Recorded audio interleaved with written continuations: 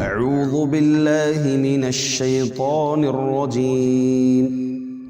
بسم الله الرحمن الرحيم.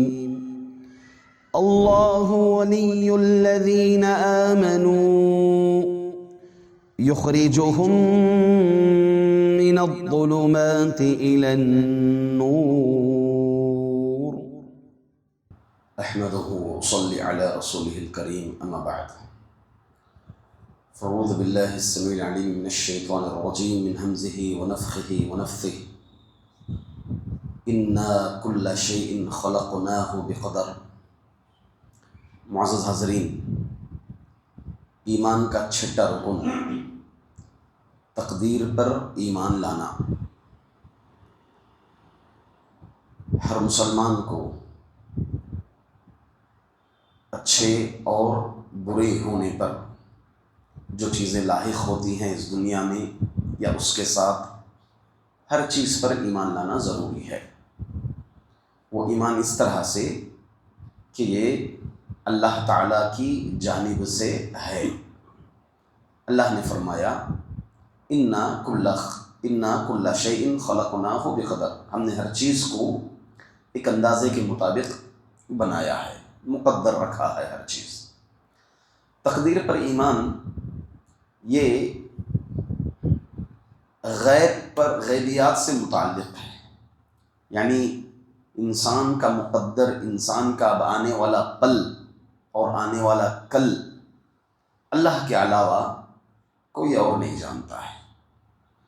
ہاں، انسان کو جو علم ہو سکتا ہے وہ دو بیس پر ہو سکتا ہے۔ ایک گزرنے کے بعد، بیتنے کے بعد، جیسے اب تک جو ہمارے ساتھ ہوا، اب ہم یہاں بیٹھے ہیں، ہونے کے بعد علم ہوتا ہے ایک۔ دوسری چیز نبی کرم صلی اللہ علیہ وسلم کی پیشن گوئیوں کے ذریعے سے، اللہ کے رسول صلی اللہ علیہ وسلم جو پیشن گوئیاں کی ہیں، اب جیسے مثال کے طور پر قیامت کی بڑی بڑی علامتیں ہم سب کا ایمان ہے کہ یہ ہو کر رہیں گی، یہ ہو کر رہیں گی۔ اسی طرح اللہ کے رسول صلی اللہ علیہ وسلم نے اپنی زندگی میں کچھ پیشن گوئیاں فرمائی، جیسے حسن رضی اللہ عنہ کے متعلق بتایا کہ مسلمانوں کی دو بڑی جماعتوں کو ملائیں گے۔ تو صحابہ کو اتنا یقین ہو گیا کہ حسن رضی اللہ عنہ کم از کم اب انتقال ہونے والے عہد نبی صلی اللہ علیہ وسلم، نبی کریم صلی اللہ علیہ وسلم کے بعد ہی ان کی وفات ہوئے گی، اتنا یقین، کیونکہ نبی کریم صلی اللہ علیہ وسلم نے اس کی پیشن گوئی کی ہے۔ بقیہ انسان کا آنے والا پل اور کل اللہ کے علاوہ کوئی نہیں جانتا۔ اس کے 4 مراتب ہیں۔ کتنے ہیں؟ 4 مراتب ہیں۔ کیا ہیں 4 مراتب؟ علم، کتابت، خلق و ایجاد، ارادہ، خلق و ایجاد۔ علم، کتابت، ارادہ، خلق و ایجاد۔ کیسے؟ یعنی جو چیز بھی ہونے والی ہے اللہ تعالیٰ کو پہلے سے علم ہے، لکھنے سے پہلے بھی علم ہے۔ اللہ کو لکھنے سے پہلے بھی ہر چیز کا علم ہے۔ واللہ یعلم، اللہ تعالیٰ ہر چیز جانتا ہے، علیم حکیم، اللہ علم و حکمت والا ہے۔ دوسرا مرتبہ ہے کتابت، یعنی جو کچھ ہونے والا ہے اللہ تعالیٰ نے لوح محفوظ میں لکھ دیا ہے، جیسا کہ حدیث میں نبی اکرم صلی اللہ علیہ وسلم نے فرمایا کتب اللہ مقادیر الخلائق قبل ان يخلق اللہ السماوات والارض ب50,000 سنہ قال وعرشه علی الماء۔ اللہ تعالیٰ نے ہر مخلوق کی تقدیر کو آسمان و زمین کو پیدا کرنے سے 50,000 سال پہلے لکھ دیا، اس حال میں کہ اللہ کا عرش پانی پر تھا۔ تو دوسرا مرتبہ کیا آتا ہے؟ کتابت۔ پہلا مرتبہ علم، اللہ کو ہر چیز کا علم تھا، پھر لکھ دیا گیا، کتابت میں آ گئی، لوح محفوظ میں آ گیا۔ پھر تیسرا جو مرتبہ ہے وہ ارادہ، یعنی جو کچھ بھی ہوتا ہے وہ اللہ کے ارادے سے اور اللہ کی مشیت سے ہوتا ہے۔ اللہ نے فرمایا انما امرہ اذا اراد شیئا ان یقول له کن فیکون، اللہ جس چیز کا بھی ارادہ کرتا ہے تو اس سے کن ہو جا تو وہ چیز ہو جاتی ہے۔ اور چوتھا مرتبہ ہے خلق و ایجاد، یعنی جو کچھ اس دنیا میں ہو رہا ہے یہ اللہ کی پیدا شدہ، اللہ کی ایجاد ہے، اللہ نے پیدا کیا۔ اللہ خالق کل شیء، اللہ ہر چیز کا پیدا کرنے والا، حتیٰ کہ انسان کے اعمال بھی اللہ نے پیدا کیا۔ واللہ خلقکم وما تعملون، اللہ نے تم کو بھی پیدا کیا اور تمہارے اعمال کو بھی اللہ نے پیدا کیا۔ انسان کا عمل بھی کس نے پیدا کیا؟ اللہ نے ہی پیدا کیا۔ تو اس لحاظ سے انسان کا، ایک مومن کا عقیدہ یہ ہونا چاہیے کہ ہر چیز مقدر میں ہے، اللہ کے علم میں، اللہ نے تقدیر میں ہر چیز رکھی ہے۔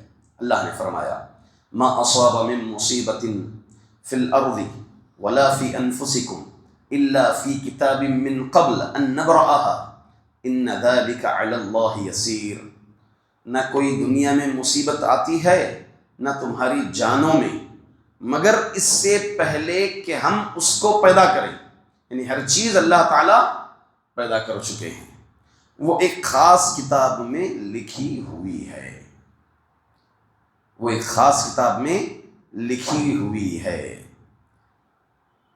اسی طرح نبی اکرم صلی اللہ علیہ وسلم نے فرمایا ما منکم من احد وقد كتب مقعده من الجنة ومقعده من النار فقالوا یا رسول اللہ افلا نتکل فقال اعملوا فکل میسر، اللہ کے رسول صلی اللہ علیہ وسلم نے فرمایا تم میں سے ہر چیز، ما منکم من احد وقد كتب مقعده من الجنة، ہر چیز جو ہے لکھی جا چکی ہے، یہاں تک کہ تمہارا ٹھکانہ جنت میں ہوگا یا جہنم میں ہوگا، یہ چیز بھی لکھی گئی ہے۔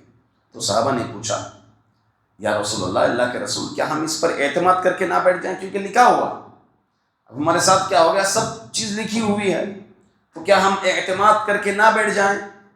اللہ کے رسول صلی اللہ علیہ وسلم نے فرمایا نہیں، فقال اعملوا، اللہ کے رسول صلی اللہ علیہ وسلم نے فرمایا عمل کرو، کیونکہ انسان کا جو ٹھکانہ لکھا گیا ہے وہ اس ٹھکانے کے لیے عمل میں آسانی پیدا کر دے گی یہ چیز۔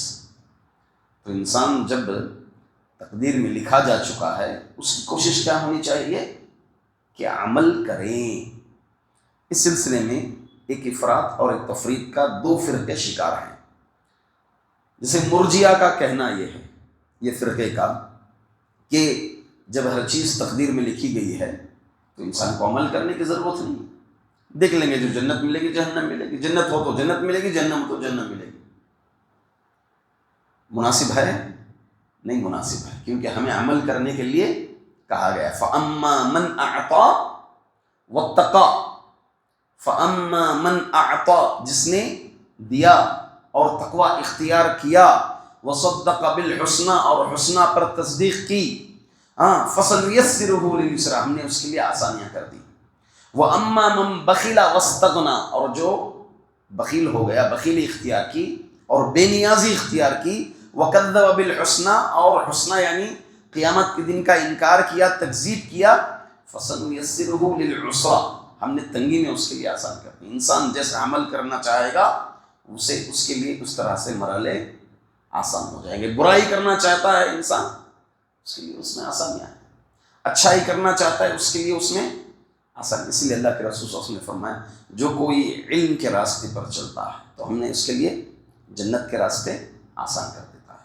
کوئی ایک بالش ہم سے قریب ہوتا ہے تو ہم گز قریب ہوتے ہیں، جو حدیث میں مفہوم ہے کہ ہم دوڑ کر آتے ہیں، چل کر آتا ہے تو دوڑ کر آتے ہیں۔ تو اس طرح انسان کے لیے عمل میں آسانی کر دی گئی ہے، جیسے انسان عمل کرے گا ویسے اس کے لیے آسانی ہوگی۔ اور دوسرا فرقہ جو میں بتایا وہ یہ کہ اللہ نے کوئی چیز پیدا نہیں کی ہے، بلکہ انسان خود جو کرتا ہے اس کا اختیار، جیسے کوئی عمارت بنایا وہ انسان کا بنایا ہوا ہے، تو یہ چیز بھی جو ہے تفریط ہے ایک طرح سے۔ تو اس طرح سے ایک مسلمان کو عقیدہ یہ رکھنا چاہیے کہ ہر چیز تقدیر میں ہے، انسان کو چاہیے کہ وہ اچھائی تلاش کرے اور اچھائی پر عمل کرتا رہے۔ حدیث آخری حدیث میں کہہ کر اپنی بات کو ختم کر دوں گا۔ عبداللہ بن عباس رضی اللہ عنہما فرماتے ہیں کنت خلف رسول اللہ صلی اللہ علیہ وسلم، میں اللہ کے رسول صلی اللہ علیہ وسلم کے پیچھے تھا، یوماً ایک دن، فقالا، نبی کریم صلی اللہ علیہ وسلم نے کہا، یا غلام، اے لڑکے، انی اعلمک کلمات، میں کچھ سکھانا چاہتا ہوں، احفظ اللہ یحفظک، اللہ کی شریعت کی حفاظت کر، اللہ تیری حفاظت کرے گا، احفظ اللہ تجدہ تجاہک، اللہ کی شریعت کی حفاظت کر تو اللہ کو اپنے سامنے پائے گا، اللہ کی مدد تو اپنے سامنے پائے گا، اذا سألت فسل اللہ، جب مانگ تو کس سے مانگ؟ اللہ سے مانگ، اور جب مدد طلب کر تو اللہ سے مدد طلب کر، اور یہ بات جان لے کہ پوری امت جمع ہو جائے، جمع ہو کر تجھے کوئی چیز نقصان پہنچانا چاہے، تجھے کچھ فائدہ پہنچانا چاہے، کچھ فائدہ نہیں پہنچا سکتی مگر اتنا ہی جتنا تیری تقدیر میں لکھا ہوا، اور پوری امت جمع ہو جائے تجھے نقصان پہنچانا چاہے، تیرا کچھ نہیں بگاڑ سکتی مگر اتنا ہی جتنا تیری تقدیر میں لکھا جا چکا ہے۔ پھر اللہ کے رسول صلی اللہ علیہ وسلم نے فرمایا رفعت الاقلام وجفت الصحف، قلم اٹھا لیا گیا اور صحیفے سوکھ چکے ہیں۔ مطلب کیا ہے؟ تقدیر انسان کی لکھی جا چکی ہے، تقدیر نہیں بدلتی، صحیفے سوکھ چکے ہیں، قلم اٹھا لیا گیا، اب تقدیر نہیں لکھی جائے گی کسی کی۔ ٹھیک ہے، بات سمجھ میں آئی؟ ابھی سوال یہ ہے، آپ نے ایک حدیث بار بار سنی، بچے حفظ بھی، بچوں کی زبان پر بھی ہیں، لا يرد القضاء الا الدعاء، کہ دعا کے علاوہ کوئی چیز تقدیر کو نہیں بدل سکتی۔ تو کیا دعا تقدیر کو بدلے گی؟ سوال کروں میں آپ کو۔ لیکن اس کا علم بھی اللہ کے پاس ہے کہ اگر دعا کرے تو کیا بدلتا ہے، وہ بھی چیز تقدیر میں لکھی جا چکی ہے، تقدیر نہیں بدلے گی انسان کی، انسان کی تقدیر جو لکھی جا چکی ہے وہی ہے۔ یعنی اس حدیث کا یہ معنی ہرگز نہیں کہ دعا لوح محفوظ کے فیصلے کو بدل دے گی، نہیں، جو لکھا جا چکا ہے وہی ہوگا، بلکہ معنی یہ ہے کہ اللہ تعالیٰ دعا کی برکت سے اس شر سے جو تقدیر میں چلا آ رہا تھا اس سے اللہ تعالیٰ کیا کر لے گا؟ سلامتی عطا فرما دے گا۔ اور یہ چیز بھی لکھی ہوگی کہ یہ دعا کرے گا اس کے لیے یہ خیر ہوگا، دعا نہیں کرے گا یہ شر ہوگا اس کے لیے، اور یہ بھی لکھا ہوگا کہ اس نے یہ دعا کرے گا یا نہیں کرے گا۔ بات سمجھ میں آئی؟ ایسے ہی صلہ رحمی وقت میں اور رزق میں برکت ہوتی ہے، تو کیا تقدیر بدل جاتی ہے اس سے؟ نہیں، یہ بھی اسی طرح کا معنی ہے۔ صلہ رحمی انسان کرتا ہے، انسان کے وقت میں برکت ہوتی ہے، یہ چیز بھی تقدیر میں لکھی ہوئی ہوتی ہے کہ صلہ رحمی کرے گا یا صلہ رحمی نہیں کرے گا۔ الغرض انسان کو چاہیے کہ اس باب میں بہت فرقے گمراہ ہو گئے ہیں، اس کو مختصراً ہمیں سمجھنے کی ضرورت ہے۔ اللہ تعالیٰ سے دعا ہے کہ اللہ تعالیٰ ہم تمام کو تقدیر پر ایمان رکھنے کی، ایسے ہی ایمان رکھنے کی توفیق عطا فرمائے جیسے ہمارے صحابہ اور سلف صالحین نے رکھا ہے۔ آمین وآخر دعوانا الحمدللہ رب العالمین۔ یہاں پر ایمان کے ارکان کا سلسلہ ختم ہوتا ہے۔